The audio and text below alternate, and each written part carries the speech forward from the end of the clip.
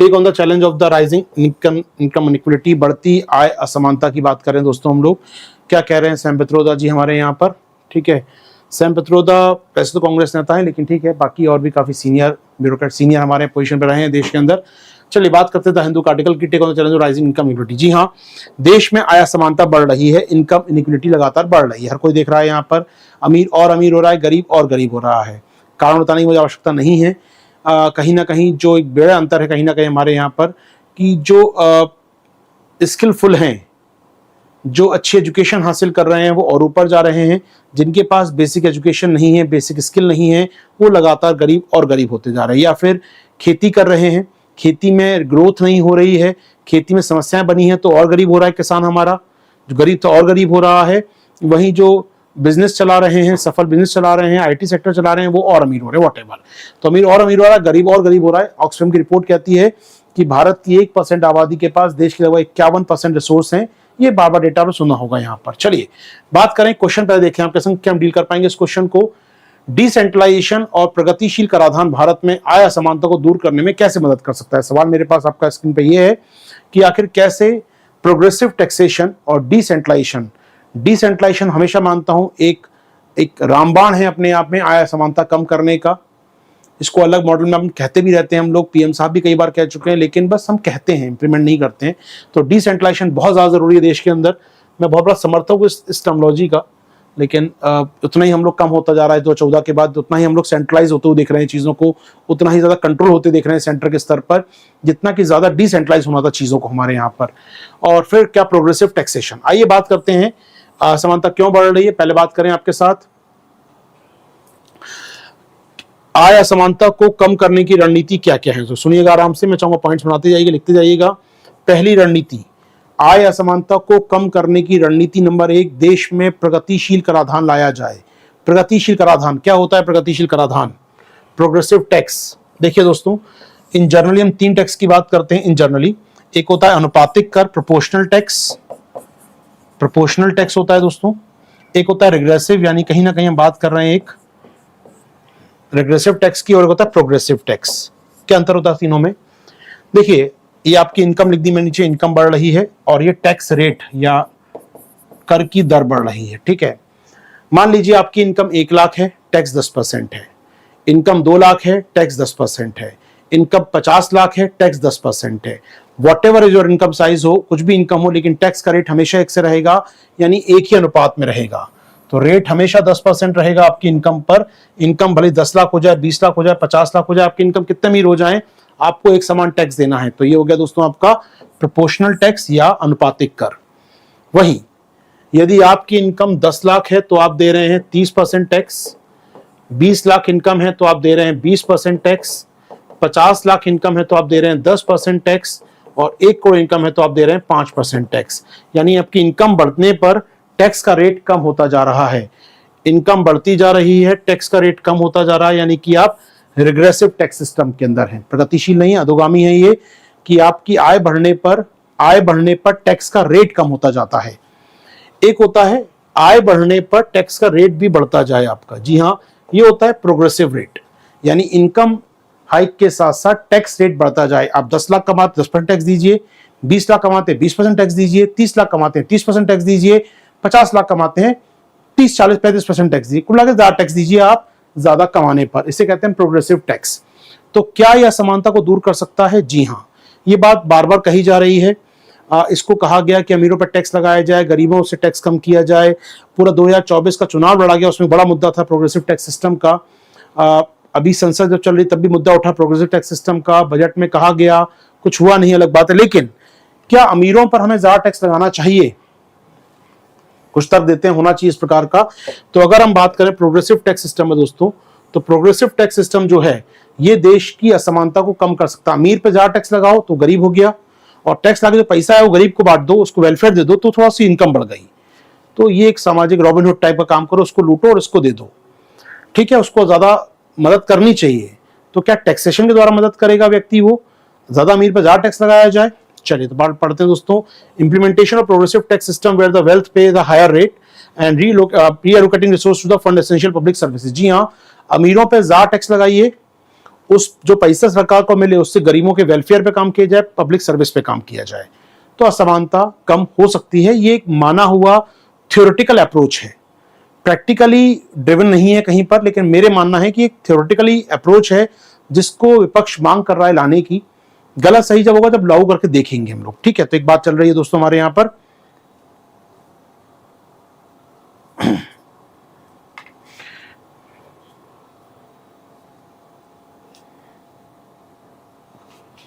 दूसरा क्या करना है दोस्तों, हमें अपने गरीबों की स्किल को बढ़ाना है, एजुकेशन पे फोकस करना है। वो तो करना ही पड़ेगा यार, याद है ना आपको, मानव पूंजी बनानी पड़ेगी, याद है किसी कोई वर्ड, मानव पूंजी पे काम करना पड़ेगा। बार बार शब्द वही आएगा घूम फिर के, जो गरीब है उसको मानव पूंजी बनाओ, ह्यूमन को ह्यूमन कैपिटल में कन्वर्ट करो। ह्यूमन कैपिटल के लिए क्या चाहिए, 5 चीजें, IMSHE, I for information, M for migration, S for skill, H for health, E for education. 5 चीज चाहिए दोस्तों आपको। तो स्किल और एजुकेशन पे ध्यान देना होगा। घूम फिर के आप बोल दो मानव को मानव पूंजी बनाना होगा, तो अल्टीमेटली चीज वही है। हमें आप इसको ऐसे कहते हो या मैं इसको दूसरे प्रकार से कहता हूं, क्योंकि एक फिक्स वर्ड है हमारे पास, ह्यूमन को ह्यूमन रिसोर्स या ह्यूमन कैपिटल में कन्वर्ट करना होगा। और ह्यूमन कैपिटल में कन्वर्ट करने के लिए हमें क्या देना होगा उसे, ये 5 इंफॉर्मेशन या 5 चीजें हमको देनी होंगी। IMC, information, migration, skill, health, education, ये हमको पास देना होगा दोस्तों। सेकंड काम। तीसरा प्रयास असमानता कम करने का तीसरा तरीका दोस्तों वो है लेबर लॉज। जी हाँ, उचित श्रम कानून होने चाहिए। हमारे जो लेबर लॉ हैं वो पर्याप्त अच्छे नहीं हैं, मालिक शोषण कर रहा है मजदूरों का, ये बंद होना चाहिए। तो मिल का मालिक ज्यादा कमा रहा है, शोषण कर रहा है मजदूर का, गरीब मजदूर का, ये शोषण रुकना चाहिए। जी हाँ, फेयर लेबर लॉ हो, कहीं ना कहीं न्यूनतम वेतन मिले हमारे यहाँ पर, अच्छी वर्किंग कंडीशन मिले, कहीं ना कहीं कलेक्टिव बार्गेनिंग करने का अधिकार मिले, सामूहिक रूप से उनको मोलभाव करने का अधिकार मिले, मजदूरों को स्ट्राइक करने की बात ना पड़े उनको, लेकिन वो प्रॉपर मोलभाव कर पाए यहाँ पर और अपने एक्सप्लॉयटेशन को रोक पाए। ये काम करना होगा दोस्तों असमानता कम करने के लिए। इसके अलावा दोस्तों अवसंरचना में निवेश करना होगा। अवसंरचना में निवेश करना हो गुजरात मॉडल लाइक। आप असमानता कम करनी है तो आपको सड़कें, पुल आदि बनाओ, तो लोगों को रोजगार ही मिलेगा और नए स्टार्टअप को, बिजनेस को आगे बढ़ने का मौका मिलेगा। जी हाँ, तो इससे क्या होगा, अल्टीमेटली अवसंरचना में निवेश करने से पर्यावरण बेहतर बना रहेगा, आर्थिक समावेश बढ़ेगा दोस्तों, और क्षेत्रीय विषमताएं कम होंगी।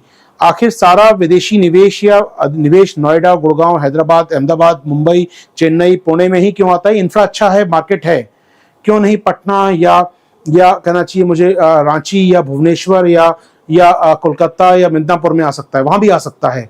हमें इंफ्रा तैयार करना होगा, अवसंरचना को बेहतर करना होगा। जी हाँ, तो इंफ्रा पे ध्यान देना होगा हमें यहाँ पर। और एक तरीका ये भी है दोस्तों, द गिविंग प्लेज, ऐसा कुछ कॉन्सेप्ट लेकर आए हम लोग। फिलैंथ्रोपी करें, परोपकारिता करें, जो अमीर लोग हैं देश के आगे आए। दुनिया में बड़ा कैंपेन चल रहा है गिविंग प्लेज, बहुत बड़ा कॉन्सेप्ट है दोस्तों गिविंग प्लेज का। ये क्या है, दुनिया के 235 शायद कुछ है, 235 में अगर, हाँ 235 अरबपति जो लोग हैं दुनिया के, वो एक साथ आए हैं, उन्होंने अपने कैंपेन लॉन्च किया गिविंग प्लेज। परोपकारिता करेंगे, वो हर साल कुछ दान करेंगे, दक्षिणा देंगे, परोपकारिता करेंगे, मदद करेंगे लोगों की, और हर साल वो $600 अरब का दान दिया करेंगे। जी हाँ, तो बड़ी बात है अपने आप में एक प्रकार से, या जो भी राशि वो तय कर रखी उन्होंने जारी करेंगे, 235 अरबपति मिलकर, तो दो राय नहीं है। जैसे मिलिंडा गेट्स फाउंडेशन हो गया, वॉरेन बफेट हो गया, बहुत सारे लोग हैं यहाँ पर जो इस प्रकार की प्लेज ले सकते हैं, बहुत परोपकारिता कर सकते हैं। तो अमीर लोग परोपकारिता करें, गरीब लोगों को सरकार स्किलफुल बनाए, अवसंरचना बनाए, लेबर लॉ दे और प्रोग्रेसिव टैक्स लगाए। जी हाँ, अगर ये आप काम करते हैं समानताएं कम कर सकते हैं। फिर सुन लीजिए एक बार, तो इनइक्विलिटी को कम करने का तरीका क्या है आपके पास। Number 1 progressive tax system, number 2 human capital, मानव पूंजी तैयार करनी होगी, नंबर 3 इंफ्रा पे फोकस करना होगा, नंबर 4 लेबर लॉ अच्छे बनाने होंगे, और नंबर 5 हमें फोकस करना होगा फिलैंथ्रोपिक एक्टिविटीज पर या गिविंग प्लेज जैसी चीजों पर, परोपकारिता पर, या जो ये कैंपेन है गिविंग प्लेज, इस प्रकार के कैंपेन चलाने होंगे भारत में अपने अरबपतियों को जो गरीबों की मदद करना चाहते हैं। ठीक है दोस्तों, ये कुछ बेसिक बात है यहां पर।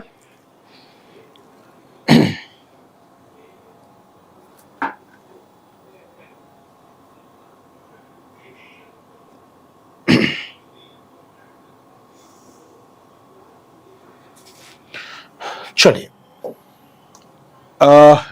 एक बात याद रखिए दोस्तों, ये तो देश में असमानता कम करने की बात आप याद करें ना करें, मैं तो एक फॉर्मूला दे रहा हूं, बचपन से पढ़ा रहा हूं इस चीज को। देश में गरीबी कम करने का ना एक 3 पॉइंट फॉर्मूला है, उसको याद कर लो, उसी को आप चाहो तो कहीं भी यूज कर सकते हो। ये आर्टिकल ठीक है, पढ़ लिया आपने, बात कर ली, लेकिन मैं चाहता हूँ उस फॉर्मूले को आप याद कीजिएगा हमेशा। हार्ड डिस्क लगी है अपनी? जी हाँ लगी है, अच्छी बात है। तो अपन खोल सकते हैं अपनी हार्ड डिस्क में, अच्छी बात है। कहाँ जाएंगे हम लोग? हम जाएंगे इकोनॉमी के अंदर। Plate tectonic, GS main 3, paper 3 GS mains. Economy mains कहाँ मिलेगा मुझे? ये रहा, economy mains Mantra class. Eco में कहाँ मिलेगा? मेंस में, eco mains, poverty, NITI Aayog, ठीक है।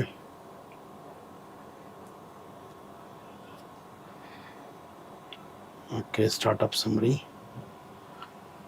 ओके, पढ़ने में आ रहा हूं, समझ लीजिए। भारत में नीति आयोग का डिस्कशन पेपर है दोस्तों, 2015 या 16 का है, नया नहीं है, काम का है, लेकिन सुन लीजिए। Eliminating poverty, creating jobs and strengthening social program, ठीक है। इसका ये थीम था, 2015 का डॉक्यूमेंट है दोस्तों, आप देख रहे हैं स्क्रीन मेरे साथ, मैं ब्रीफ कर दूं आपके लिए इसको थोड़ा सा। नाम है भारत में गरीबी उन्मूलन, creating jobs and strengthening social program. यानी कुल मिला के नीति आयोग का एक चर्चा पत्र था, अपने आप में वर्ष पत्र था। ये थिंक टैंक है, थिंकने काम करता रहता है, तो ऐसा कुछ डॉक्यूमेंट जारी करता रहता है। इसमें कहा गया था गरीबी दूर करना है, गरीबी खत्म करना है देश से, तो 2 चीजों पर फोकस करना होगा, जॉब क्रिएट करने होंगे और सामाजिक कार्यक्रमों को मजबूत करना होगा। ठीक बात है। तो थोड़ा सा पढ़ेंगे जब इसको, तो आपको मिलेगा यहाँ पर गरीबी कैसे कम हो सकती है भारत में। तो गरीबी कम करने के लिए 2 फॉर्मूले थे इनके पास। पहला काम तो क्या करना होगा आपको, 2 पॉइंट में फॉर्मूले में बात करें यहाँ पर। एक काम है रोजगार पैदा करने होंगे, और दूसरा काम है हमें सामाजिक कार्यों पर ध्यान देना होगा। यानी कहीं ना कहीं हमें एम्प्लॉयमेंट इंटेंसिव ग्रोथ करनी होगी, हमें रोजगार प्रधान वाली ग्रोथ करनी होगी, लेबर इंटेंसिव इंडस्ट्री पे आगे बढ़ना होगा, इसका कोई विकल्प नहीं है। तो we need employment intensive sustain rapid growth, समृद्धि करनी है लेकिन रोजगार देने वाली समृद्धि, मशीनी समृद्धि नहीं, लेबर इंटेंसिव। कई बार बोल चुका हूं, कई बार आर्टिकल करा चुका हूं इस टॉपिक पर मैं, कि लेबर इंटेंसिव ग्रोथ कैसे होगी, किन सेक्टर पर ध्यान दिया जाए, कैसे फोकस करें। बात भी की थी कुछ दिनों पहले हम लोगों ने आर्टिकल में, लेबर इंटेंसिव इंडस्ट्री कैसे बढ़ सकती है आगे। कुछ दिनों पहले बात की थी, 4-5 पॉइंट दिए थे मैंने आपको, भूलिए नहीं, नोट बनाते चलिएगा, काम आएगा दोस्तों। और दूसरा काम क्या करना होगा दोस्तों में अपने यहाँ पर, देश में सामाजिक कार्यक्रमों को इफेक्टिव बनाना होगा। जी हाँ, social program like MNREGA, right to education, national food security act, या फिर आयुष्मान भारत, या फिर हम बात करें गरीबी उन्मूलन के कार्यक्रम जो हैं, इनको ज्यादा इफेक्टिव बनाना होगा, लोगों तक इनको पहुंचाना होगा। जी हाँ, तो मनरेगा से लेकर हाउसिंग स्कीम से लेकर गरीबी कम करने के जो कार्यक्रम चल रहे हैं, फोकस करना होगा। तो हमें क्या करना है दोस्तों, नीति आयोग की बात माने तो 2 काम करने हैं, एक तो जॉब क्रिएट करने हैं हमको, और दूसरा हमें सोशल प्रोग्राम जो वेलफेयर प्रोग्राम है इनको इफेक्टिव बनाना है। 2 काम है। मैं एक लाइन और बोलता हूं यहां पर स्टार्टिंग में ही, एक काम और करना पड़ेगा, हमें डेटा चाहिए गरीबों का। यार कितने गरीब हैं बता दो भैया, आज तक गिन ही नहीं पाए हम लोग। नीति आयोग 2015 से कह रहा है गरीब गिन दो यार। आप पढ़ेंगे इस डिस्कशन पेपर की स्टार्ट ही इनसे करते हैं ये लोग, समरी हालांकि ये तो पहले तो पता करो गरीबी नापो, कितने गरीब हैं, ये चर्चा करो पहले, तो गरीबी नाप लो कितने गरीब हैं, उसके बाद जॉब क्रिएट करो, उसके बाद सोशल प्रोग्राम देखो। गरीबी गिनी नहीं पाए आज तक हम लोग। जी हाँ, तो एक बड़ी समस्या है कहीं ना कहीं, आइडेंटिफिकेशन ऑफ पुअर, ये बड़ी समस्या हमारे यहाँ बनी रहती है। चले, तो गरीबी दूर करने की रणनीति में दोस्तों जो अपने 4-5 पॉइंट पढ़े वो तो थे ही थे, आपने पढ़े 4-5 पॉइंट, इनका यूज करो या बड़े स्केल पे जॉब क्रिएशन और सोशल प्रोग्राम इंप्लीमेंट, क्योंकि इसमें ना इन 5 प्रोग्राम में सामाजिक कार्यक्रम जो सोशल वेलफेयर स्कीम है सरकार की, सरकार का पूरा बजट जहां खर्च हो रहा है उसकी बात ही नहीं की गई है। इसलिए ये आर्टिकल कई बार बहुत हिट नहीं मानता हूं मैं आर्टिकल्स को, क्योंकि आपका विजन क्या होना चाहिए, बीइंग अ ब्यूरोक्रेट, सरकार जहां ऑलरेडी खर्च कर रही है उसको हम कैसे इफेक्टिव करें। हम नया रास्ता बताएं, नहीं, हमें नया रास्ता नहीं देना है सरकार को, हमें सिस्टम को रह के इसको सुधारना है, सिस्टम को अमूल चूल बहुत चेंज नहीं करना है, उठापटक नहीं करनी सिस्टम के अंदर जाके, सिस्टम में जो चल रहा है उसे सही करना है। तो सरकार का बजट कहां खर्च हो रहा है, वेलफेयर प्रोग्राम में ना, मनरेगा में ना, आवास योजना में ना, तो उसको सही करने की बात तो करनी पड़ेगी। इसलिए आर्टिकल अधूरे लगते हैं मुझे कई बार, या बात ही नहीं करते ये लोग। इसलिए मैं चलो नीति आयोग पे एक बार, नीति आयोग ने बात सही कही थी, काम नहीं कर पाया वो अलग बात है, क्रियान्वयन नहीं कर पाया, लेकिन बात तो सही कही थी कि सोशल प्रोग्राम पे ध्यान लगाओ और रोजगार क्रिएट करो। तो रोजगार क्रिएट की बात तो ये भी कर रहे हैं, मानव पूंजी तैयार करो, इंफ्रा बनाओ, तो रोजगार क्रिएट होंगे अल्टीमेटली, और जो रोजगार कर रहे हैं उनकी आय बढ़ जाए तो ये भी ठीक बात है, लेबर लॉ हो जाए अच्छे, तो तीनों में कहीं ना कहीं छुपा हुआ है एम्प्लॉयमेंट। बात ठीक है। अब जो प्रोग्रेसिव टैक्सेशन आएगा या फिलैंथ्रोपी का पैसा आएगा, यहां से जो पैसा आएगा लोगों का, सरकार टैक्स लाके छीन ले या लोग खुद दान कर दें, अल्टीमेटली पैसा आ गया। अब इस पैसे को खर्च करे वेलफेयर पर, वही छुपा है इसके अंदर। अब वेलफेयर की इफेक्टिवनेस होनी चाहिए। पैसा कम नहीं है देश में, हमारे देश में वेलफेयर के नाम पे कम पैसा खर्च नहीं होता है, खूब पैसा बांटते हैं। तो ये जरूरी है कि जो पैसा खर्च हो कल्याणकारी कार्यों पर, उसकी इफेक्टिवनेस चेक करो।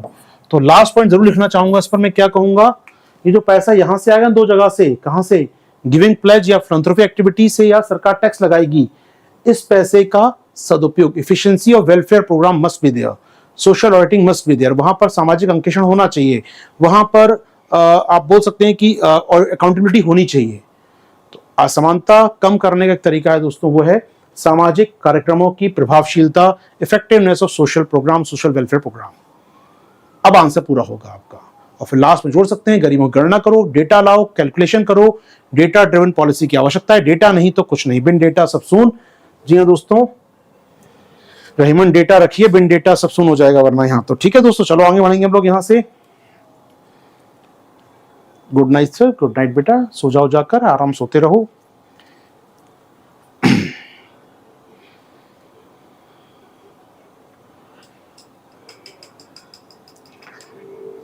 ओके ओके, अभी पूरा नहीं, बट आर्टिकल खत्म नहीं हुई, तो आर्टिकल खत्म नहीं हुआ, रुक तो जाओ यार। अभी मैंने क्वेश्चन में था डिसेंट्रलाइजेशन एंड प्रोग्रेसिव टैक्स।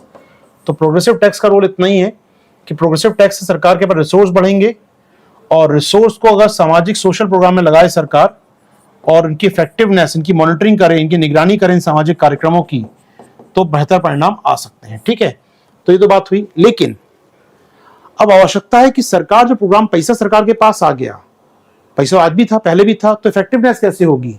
वो होगी जब डिसीजन मेकिंग में आप इनको शामिल करेंगे जिनके पॉलिसी बना रहे हैं। पूछिए पॉलिसी बनाते समय, सरकार आपको क्या चाहिए, केरल को क्या चाहिए, माफ कीजिएगा, केरल को क्या चाहिए, हिमाचल को क्या चाहिए, यूपी को क्या चाहिए, मध्य प्रदेश के भोपाल जिले को क्या चाहिए, मध्य प्रदेश के जबलपुर को क्या चाहिए, तभी आप उस पैसे को सही रूप से खर्च कर पाएंगे।